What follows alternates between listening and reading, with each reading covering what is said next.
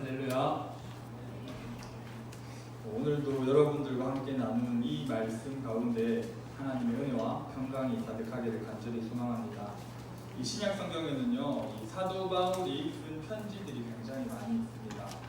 고린도 전후서는요, 고린도 교회에 쓴 편지고요. 에베소서는 에베소 교회에 쓴 편지입니다.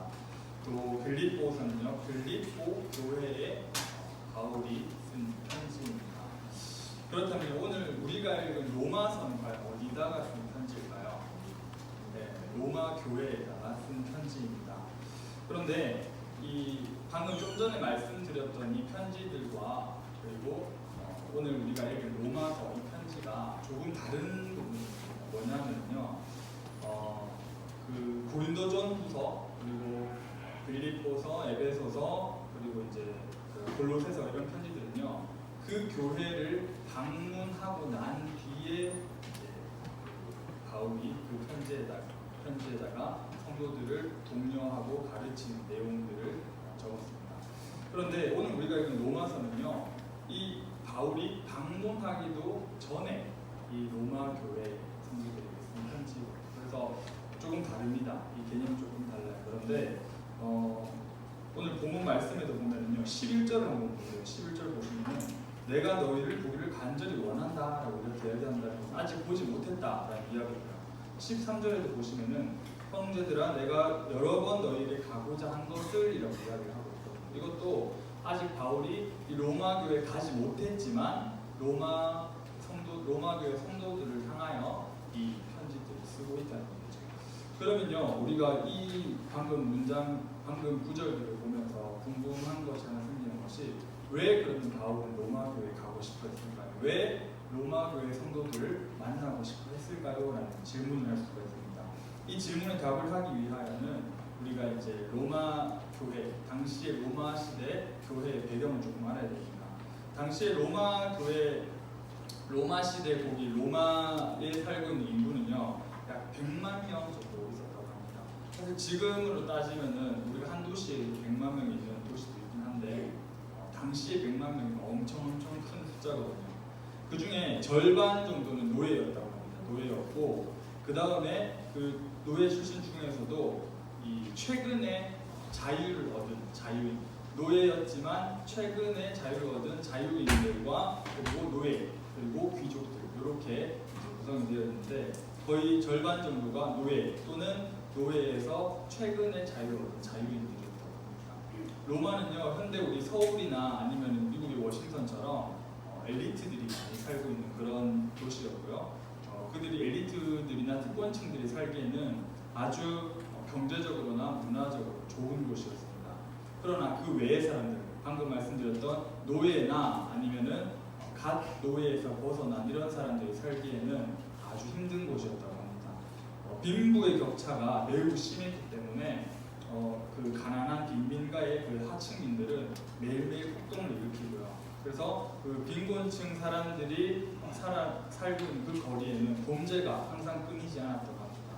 그리고 당시에 우리 요즘 건물 같이 좋지는 않겠지만은 아파트라는 것이 로마에 존재하고 있었거든요. 그래서 1층부터 6층까지 되는 아파트가 존재했었는데, 1층에는 수도시설이랑 위생시설이 다 갖추어져 있습니다. 대신에 2층부터 그 위에는 5층, 6층 이런 위쪽에는 전혀 수도시설이나 위생시설이 구비되어 있지 않은, 너무나 살기에는 환경적으로 열악한 그런 곳이었다고 합니다.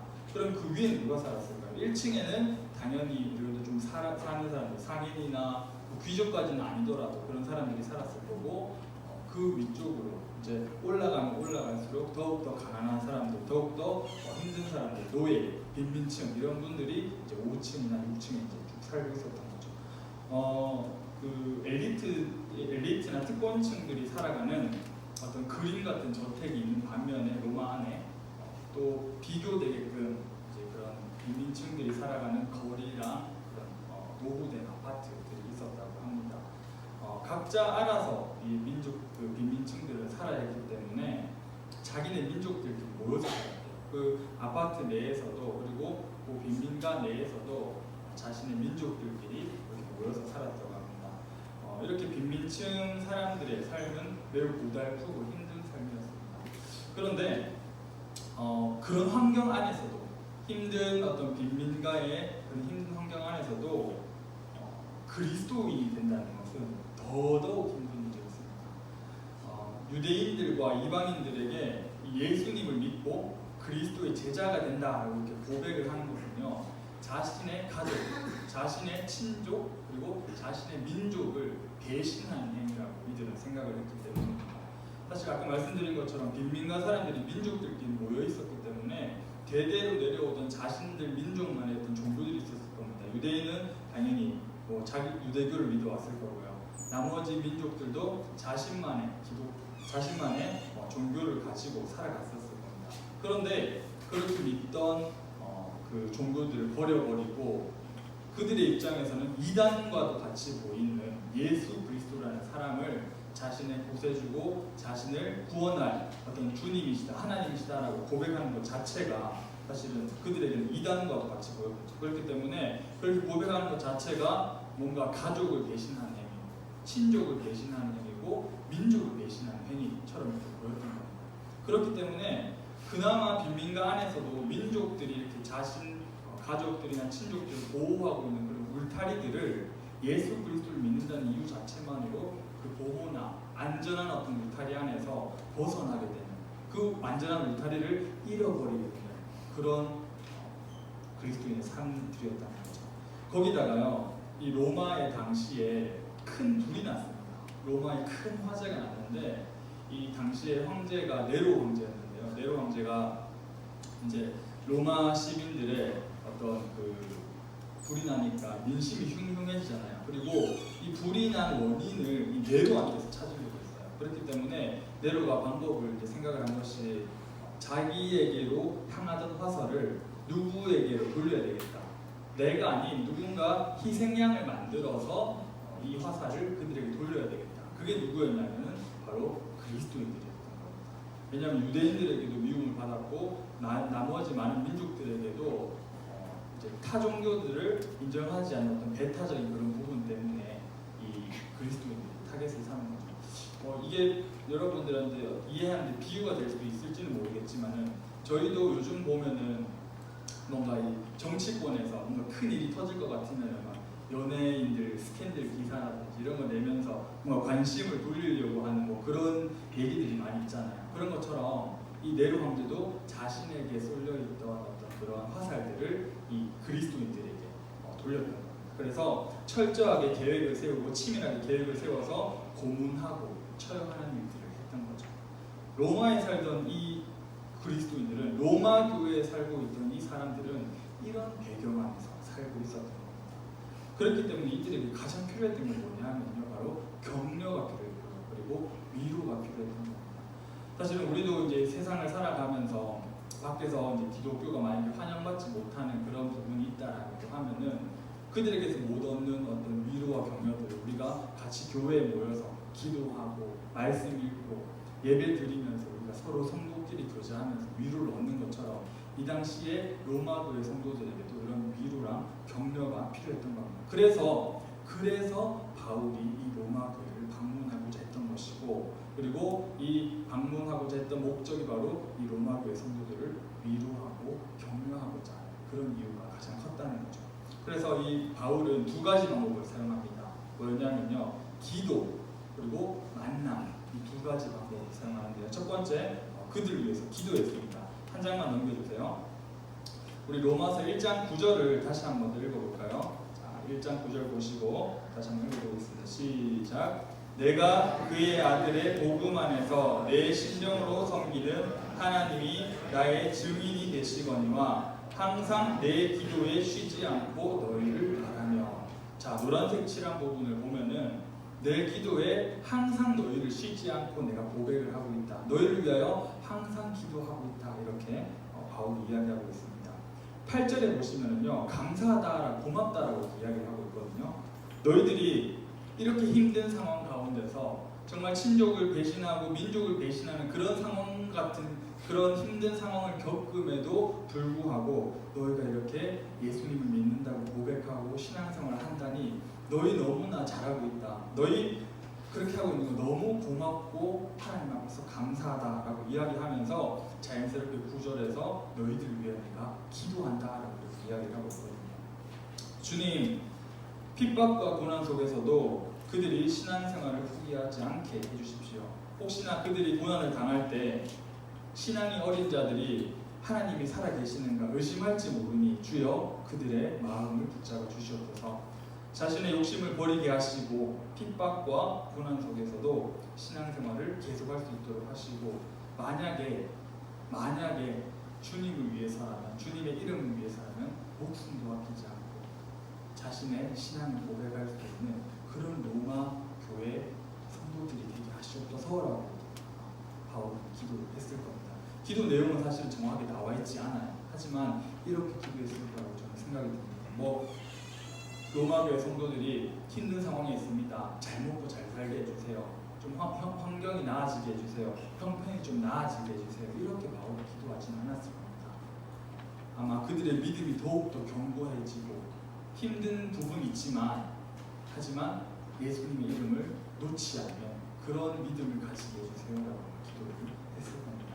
자, 두 번째, 바울은요 기도를 하면서 만나기를 원했습니다. 10절 다 같이 한번 읽어볼까요? 한 장만 해주시고 10절 다 같이 한번 읽도록 하겠습니다. 시작. 어떻게 하든지 이제 하나님의 뜻 안에서 나아갈 좋은 길 얻기를 구하노라.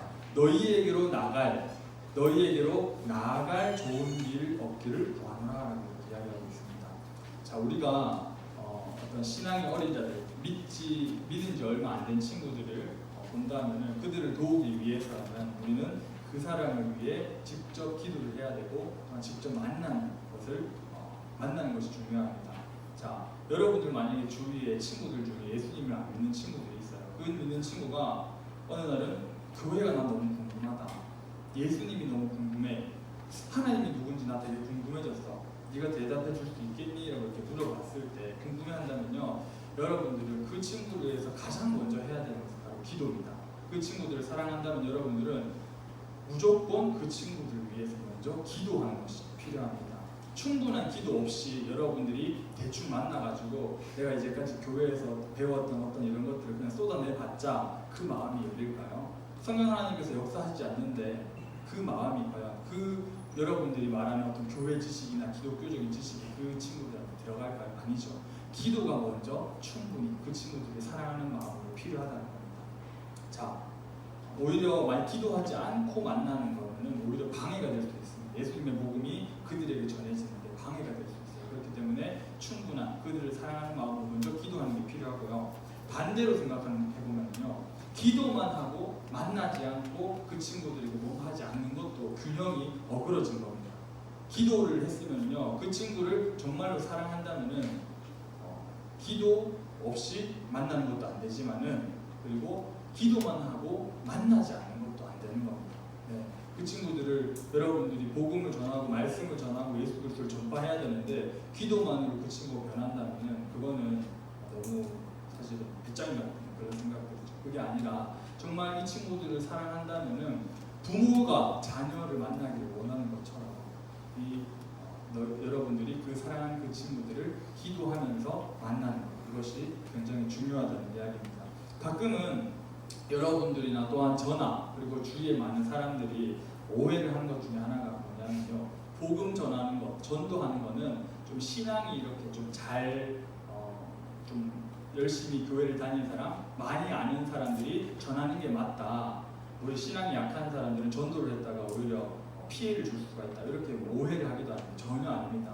자, 예를 하나 들어볼게요. 3 더하기 4는 7 이런 공식을 가르침에 있어서 서울대 수학과 박사과정 나온 그 사람이 이 3 더하기 4는 7 이거를 가장 잘 가르칠까요? 아니면은 하버드대 수학과를 나온 사람이 이 3 더하기 4는 7이라는 명제를 가장 잘 가르칠 수 있을까요? 학생들에게? 아니죠. 분명히 잘 가르치긴 할 겁니다. 하지만 초등학교 3학년도요 자기 2살 어린 1학년 동생한테 3 더하기 4는 7이라고 분명히 잘 가르쳐줄 수 있다는 겁니다.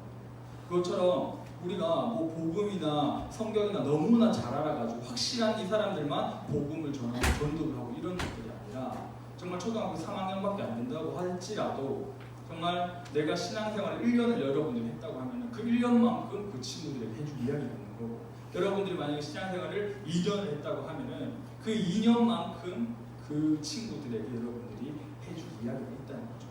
그렇기 때문에 여러분들이 주일날 나와서 예배 드리고 설교 듣고 말씀 읽고 기도하는 이유가 다 그런 겁니다. 본과 공부하고 수련회 가서 말씀 배우는 다 이유도 다 그런 것 중에 하나라는 거죠. 그렇기 때문에 여러분들을 통하여서 여러분들 주위의 친구와 가족의 신앙들이 견고해지기를 여러분들이 바라는 마음으로 여러분들이 열심히 공부도 해야 되고, 그리고 또한 그걸 전하기 위해 기도도 열심히 해야 되는 거죠. 그렇게 되면은요, 그 사람들만 자라는 게 아닙니다. 여러분들 신앙도 같이 자랍니다. 같이 성장하고 같이 자라게 되는 그런 효과가 있다는 거죠. 자, 그렇게 바울은요, 로마 교회 성도들을 위해 기도하고자 했고, 그리고 기도했고, 그리고 만나고자 했습니다. 하지만 마음대로 되지 않았죠. 13절을 제가 한번 읽어볼게요. 한 장만 넘겨주세요. 형제들아, 내가 여러 번 너희에게 가고자 한 것을 너희가 모르기를 원하지 아니하노니 이는 너희 중에서도 다른 이방인 중에서와 같이 열매를 맺게 하려 함이로되 지금까지 길이 막혔도다. 길이 막혔도다라고 이야기를 하고 있습니다. 바울이 뭐 로마 가가지고 자신의 뭐 좀 이렇게 좋은 아이템이 있어서 장사해가지고 돈을 많이 벌려고 간 것도 아니고, 가가지고 어떤 자신의 유익을 챙기기 위해서 가려고 했던 것도 아닙니다. 아까 말씀드린 것처럼 로마 교회 성도들을 위로하고 격려하고자 하는 주님 안에서 가장 선한 뜻을 가지고 로마로 가고자 했다는 거죠. 그래서 그들을 방문해서 그들의 믿음을 견고하게 하고 그들의 믿음을 세워주기 위해서 바울은 가려고 했습니다. 그런데 길이 막혔다라고 이야기를 하고 있는 거죠. 여기서 우리가 중요한 것, 깨달아야 되는 것 중 하나가 뭐냐면요, 예수님을 믿는 그리스도인들이 정말 하나님을 위해서 뭔가를 하고자 하는 부분에 있어서도 길이 막힐 수 있다는 것을 여러분들이 인식을 해야 됩니다. 내가 정말 하나님의 뜻이라고 생각하는 이 모든 것들을 행함에 있어서 이거는 하나님께서 원하시는 거니까, 성경적인 거니까 일이 잘 풀리겠지라고 이렇게만 생각한다면, 만약에 길이 안 풀렸을 때, 그것이 막혔을 때 우리가 실망하고 무너지게 됩니다. 이 말씀을 보면요, 바울을 보고 우리가 깨달아야 되는 것 중 하나가, 정말 바울이 선한 뜻을 가지고 그렇게 행하고자 했지만 그럼에도 불구하고 길이 막혔다는 거죠. 예수님을 믿는다고, 예수님의 뜻대로 한다고 우리의 길이 다 잘 풀리고 뭔가 성적도 잘 나오고, 예를 들어서 열심히 우리가 시험을 준비했는데 성적이 잘 안 나온다거나, 아니면 여러분들이 하려고 하는 일, 내가 하려고 하는 일들이 뭔가 막히거나 내가 원하는 사람과의 관계가 잘 안 풀리거나 이렇게 되면은 우리가 사람에게 실망을 하거나 아니면은 하나님이 정말 계시는가 이런 어떤 의문을 품으면서 교회와 멀어지고 뭔가 소극적으로 이런 신앙생활을 하게 되는 경우를 많이 봤습니다. 하지만 우리가 기억해야 되는 것 중 하나가 뭐냐면요, 고난을 하나님께서 허락하셨듯이 그 고난을 허락하신 하나님께서 위로도 우리에게 같이 주신다는 것을 여러분들이 기억을 하셔야 된다는 겁니다. 자, 고난 뒤에 여러분들에게 그 위로를 주시려고 하시는데, 우리는 고난만 보고 성급하게 뭔가 하나님을 원망하거나 아니면 주위 사람들을 탓하고 그냥 끝내버리는 경우가 많다는 거죠. 고등학교 시험 기간이 되면 여러분들 중간고사나 기말고사 시험 기간이 되면은 저도 여러분들에게 기도를 합니다. 시험 잘 치게 해달라고 기도를 합니다. 하지만 이렇게 기도한다고 해서 여러분들의 결과가 다 잘 나온 것도 아닐 것이고, 그리고 원하던 어떤 자격증 시험에서 떨어질 수도 있고, 아니면은 뭔가 원하는 어떤 시험 성적과는 전혀 다른 안 좋은 성적을 받을 수도 있다는 거죠. 하지만 우리가 믿는 하나님 누군지를 안다면은 그런 어떤 부분에 있어서 우리가 실망하지 않을 수 있다는 이야기입니다. 눈동자같이 보호하시는 하나님께서 시험을 우리가 잘 못 칠 수도 있죠. 대학에 떨어질 수도 있죠. 우리가 원하는 곳을 못 갈 수도 있습니다. 원하는 자격증을 못 딸 수도 있습니다. 하지만 걱정할 것이 없다는 것은 우리가 하나님께서 우리를 인도하고 계신다는 그 한 가지 사실만 믿고 있다면은, 우리 큰 이 줄기가 있다면은 그 곁가지들이 떨어진다고 해서 우리가 무너지지 않는 것처럼 그렇게 우리가 쭉 나아갈 수가 있다는 거죠. 제가 이렇게 말씀드린다고 오해를 하면 안 되는 것은 막사라도 하나님께서 인도해 주실 것이라는 나태함이나 게으름을 이야기하는 것이 아닙니다. 그걸 이야기하는 것이 아니라 하나님을 의지하면서 우리가 정말 최선을 다했지만 하지만 좋지 않은 결과가 나왔을 때 우리가 실망할 필요가 없다는 그런 이야기를 여러분들이 하고 싶다는 겁니다. 바울이 로마에 갈 때 뭔가 나쁜 짓을 하러 간다거나 자신의 욕심이나 유익을 채우기 위해서 간 것이 아니었죠. 순수하게 로마 교인들을 세우기 위해서, 그들의 신앙을 견고하게 하기 위해서, 위로하고자, 격려하고자 그렇게 갔습니다. 그런데 로마로 가는 길이 막혔으니까 바울이 생각할 수 있겠죠. 하나님께서 인도하시지 않는 거구나. 하나님께서 로마로 가는 길을 인도하지 않는 거구나 라고 이렇게 바울이 오해를 할 수도 있다는 거겠죠. 그래서 만약에 가지 않았다면 어떻게 됐을까? 만약에 바울이 로마로 가지 않았다면 어떻게 됐을까요? 분명히 하나님께서는 이루고자 하신 대로 아마 이루셨을 겁니다. 이루셨겠지만 바울은 자신의 사명을 다 감당하지 못했겠죠. 우리는 가끔씩 살다 보면 환경의 인도를 받으려고 할 때가 있습니다. 뭐냐면요, 환경이 주어지는 대로 따라서 살려고 하니까 소극적인 태도를 보일 때가 많은데요. 성경이 근데 분명하게 가르치고 있는 것은, 성경이 우리에게 이야기하고 있는 것은 환경에 따라서 우리가 환경의 인도를 받는 것이 아니라 말씀의 인도를 받으라라고 이야기를 하고 있습니다. 환경이 우리에게 어떻게 주어졌느냐에 따라서 우리가 사는 것이 아니라 말씀이 우리에게 어떻게 주어졌느냐에 따라서 살아라라고 이렇게 성경은 이야기를 하고 있다는 겁니다. 만약에 우리가 살아가는 삶들이, 여러분이 살아가는 인생들이 환경에 의해서만 결정된다고 한다면은 사탄마귀는 매우 기뻐할 것 같습니다. 왜냐하면요, 여러분들 환경만 딱 막으면 그 길로 못 가니까, 환경만 딱 이렇게 막아주면은 하나님께서 원하시는 방향으로 못 나가니까, 우리가 만약에 환경을 따라 산다고 한다면은 사탄마귀는 매우 기뻐하겠죠. 만약에 그럴 부모님 없으시겠지만 있을 수도 있죠. 부모님께서 만약에 교회를 나가지 못하게 한다. 그러면은 환경이 열리지 않은 것이니 나는 교회를 나가지 않아도 된다. 그렇죠? 아니면 주위 환경 같은 것들이 내가 교회를 나갈 상황이 전혀 안 되기 때문에 나는 교회 나가서 예배를 드리는 것이 너무나 사치다. 나는 안 나가도 된다. 이렇게 만약에 생각을 해버린다면 이게 환경의 인도를 받는 거잖아요. 이게 과연 하나님께서 기뻐하시고 하나님께서 원하시는 신앙일까요? 부모님이 여러분들을 교회에 못 가게 막는다고 할지라도 여러분들이 교회 나와서 예배드리고 하나님을 찬양하는 이것이 하나님이 기뻐하시는 거니까요. 환경이 여러분들을 막는다고 할지라도 여러분들이 그 신앙을 잃지 않고 나와서 예배드리고 말씀 듣고 기도하는 그거를 하나님께서 가장 기뻐하시지 않을까요? 이것이 바로 하나님께서 기뻐하시는 신앙이라는 겁니다. 저는 고등부 여러분들이 상황과 환경에 따라서 흔들리지 않는 좀 견고한 사람들이 되기를 간절히 바랍니다.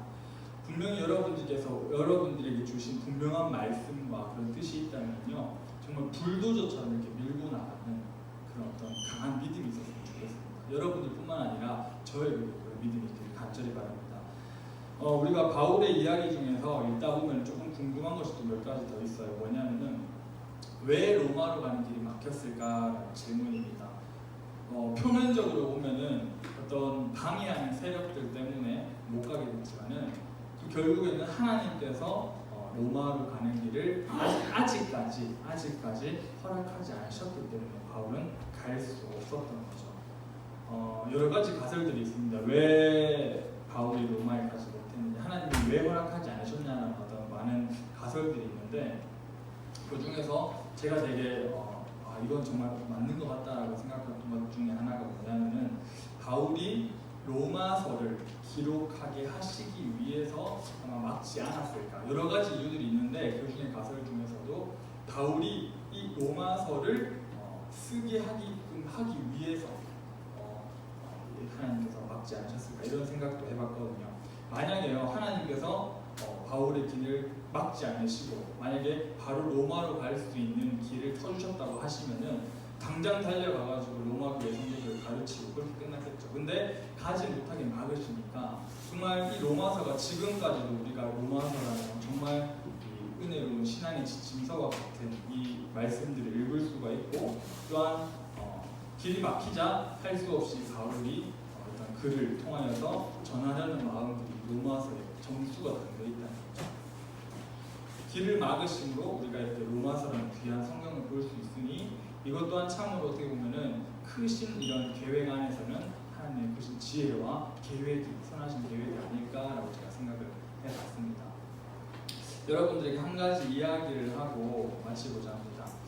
어떤 초등학교 학생이 있었어요. 초등학교 학생이 있었는데 예수님을 너무 잘 믿는 초등학교 학생이었습니다. 초등학교 학생이라고 깔보면 안 되는 게 정말 어린 친구들도요 이 은혜를 받으면 정말 강하고 놀라워지거든요. 이 초등학생이 교회 수련회 가서 크게 은혜를 받았습니다. 크게 은혜를 받고 예수님을 정말 잘 믿었습니다. 그런데 그 학생의 아버지는 예수님을 믿지 않았습니다. 그 학생은 예수님을 믿고 정말 자신을 구원해준 그 감격에 너무나 감동이 벅차 있었기 때문에 정말 나를 위해서 죽음까지 불사하신, 나를 위해서 십자가에 달려 돌아가신 예수님, 이거 나만 믿어서는 안 된다. 우리 아빠도 믿어야 되고 우리 엄마도 믿어야 된다라는 이 마음이 이 초등학생의 마음에 불 붙듯이 붙었던 겁니다. 그래서 이 예수님을 안 믿는 아빠 보고 매일매일 교회 나가자고 예수님 믿자고 이렇게 졸랐다고 합니다. 그 아빠는 이제 그 아들이 막 이렇게 조르는 거 보니까 너무 귀여웠던 거죠. 너무 귀여워가지고 그래 너부터 먼저 믿고 여유가 생기면 나도 믿을게. 아빠 바쁜 건 너 알고 있지 않냐. 그리고 네가 너무 이렇게 나를 졸라대고 괴롭히면은 또 내가 너무 부담스러워서 교회를 안 갈 수도 있잖아. 적당히 하면은 나중에 시간 되고 여유 될 때 내가 교회를 나가도록 할게. 이렇게 아들한테 이야기를 했다고 합니다. 그런데 어느 날 가슴 아프게도 교통사고가 나서 이 초등학생 아이가 죽고 말았습니다. 그 부모의 슬픔은 정말 어떤 것으로도 달릴 수가 없었죠. 아버지는 이 죽은 아들이 사용하던 방에 들어갔습니다. 가서 그 아이의 유품을 하나씩 이렇게 만져봤다고 합니다. 옷도 만져보고 책도 만져보고 그렇게 일기장을 펴보면서 하는데 일기장이 하나 있길래 딱 펴보니까 그 내용을 읽으면서 이 아버지가 정말 눈물을 오열하듯이 펑펑 울었다고 합니다. 거기에 뭐라고 적혀 있었냐면 아들이 죽기 전에 일기에 어떤 기도문이 적혀 있었습니다. 하나님, 우리 아빠 꼭 예수님 믿게 해주세요. 하나님, 아빠가 예수님 믿기 위해서 내가 죽어야 한다면 나는 죽기를 원합니다. 내가 죽어서라도 아빠가 예수님 믿게 해주세요라는 이런 기도문이 적혀 있었다고 합니다. 그 아빠가 일기를 읽으면서 받은 충격과 그런 후회 같은 것들은 아마 이루 말할 수 없었을 것 같습니다. 예수를 믿는 것이, 예수님을 아는 것이 이렇게 중요한 일인가? 정말 내 아들이 생명을 내놓으면서까지 예수님을 믿는 것이 이렇게 중요한 일인가라고 생각을 하면서 그 자리에서 하나님 앞에 회개하고 예수님을 자신의 구주로 영접하면서 그때부터 정말 열심히 기도하고 또한 신실하게 예수님이 되었다고 합니다. 어떻게 보면 아들의 생명과 맞바꾼 그런 믿음이었습니다. 이 아버지가 누구냐면요, 그 전 세계의 CCC라고요, 국제 대학생 선교회라고 CCC라는 그런 선교회가 있어요. 되게 유명한, 우리나라에도 활동하는데 거기에 스티븐 더글라스라는 총재, 그 국제본부 총재를 맡았던 사진 있을까요? 2장만 넘겨주실래요?